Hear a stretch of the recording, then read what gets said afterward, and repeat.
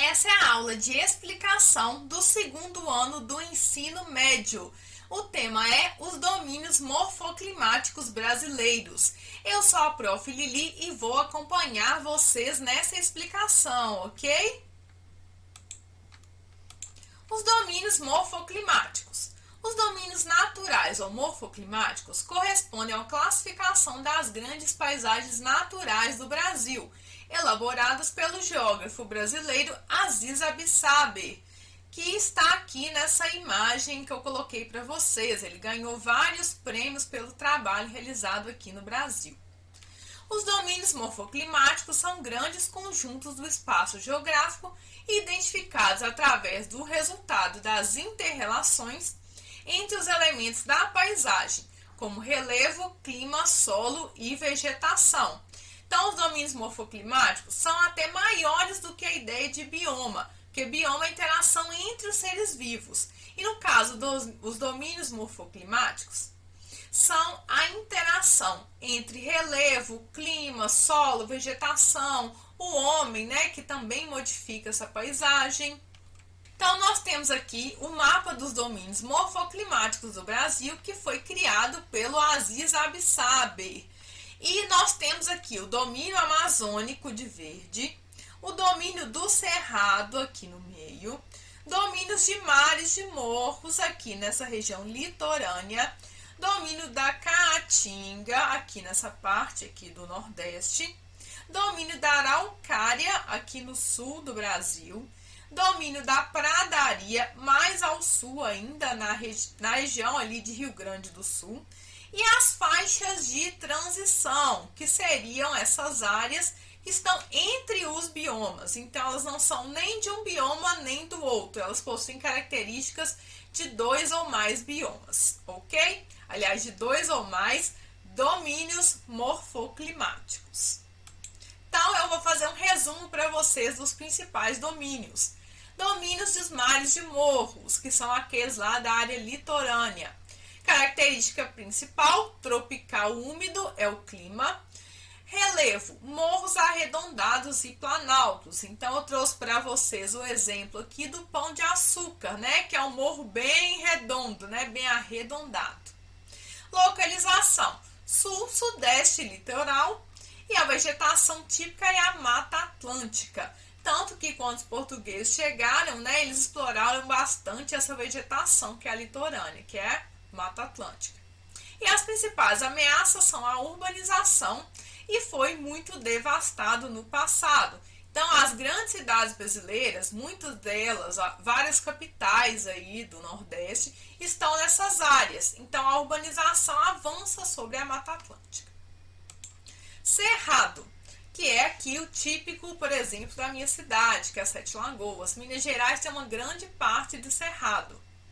Relevo, chapadas e planaltos do Brasil Central. Eu trouxe para vocês também um exemplo desse tipo de relevo. Olha só como é que ele é quadradinho, então dá essa ideia de chapada. Clima o tropical típico, com verão quente e chuvoso, inverno frio e seco. Localização, Minas Gerais, Goiás, Distrito Federal, manchas isoladas no oeste de São Paulo e áreas da Amazônia. Vegetação, rasteira ou árvores de pequeno porte, com galhos e troncos retorcidos, raízes profundas e casca grossa. Então, a imagem típica das árvores do cerrado são esses troncos retorcidos, e essas cascas bem grossas. Então, a gente tem um exemplo aqui que é o pequizeiro. Quem mora aí no norte de Minas, Montes Claros, conhece muito bem esse produto, O pequi é até exportado para fora. 4 tipos de vegetação. Então, o cerrado também é bastante diverso. Ele possui campos limpos, cerradão, campos sujos e campo cerrado. Caatinga, o clima é o semiárido, do qual chove durante poucas épocas do ano, chove muito pouco ao ano e é muito quente, a temperatura é alta.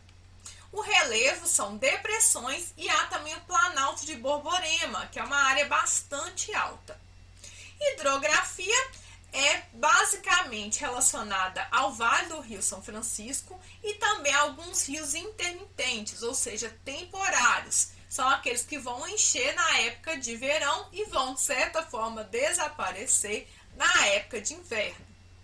A vegetação são espécies arbustivas, ou seja, baixas, rasteiras e também xerófitas. O que é xerófita? Adaptada ao solo e clima. Então, um exemplo disso são os cactos, os chiques-chiques, né? Que são um tipo de cactos. Solos são pouco desenvolvidos e pedregosos.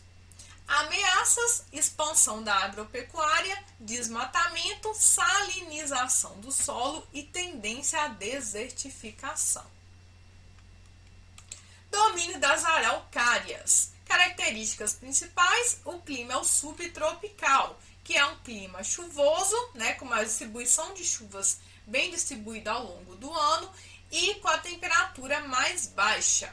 O relevo é o planalto, localização é no extremo sul do Brasil. Vegetação principal são as araucárias, que são as que a gente chama de coníferas também, porque elas têm essa forma de cone.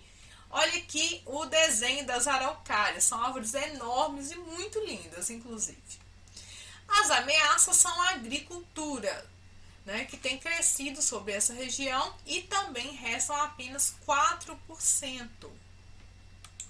E o domínio da Amazônia, que é um dos mais importantes aqui do nosso país, pela sua grande biodiversidade, está no clima equatorial, quente e chuvoso o ano todo.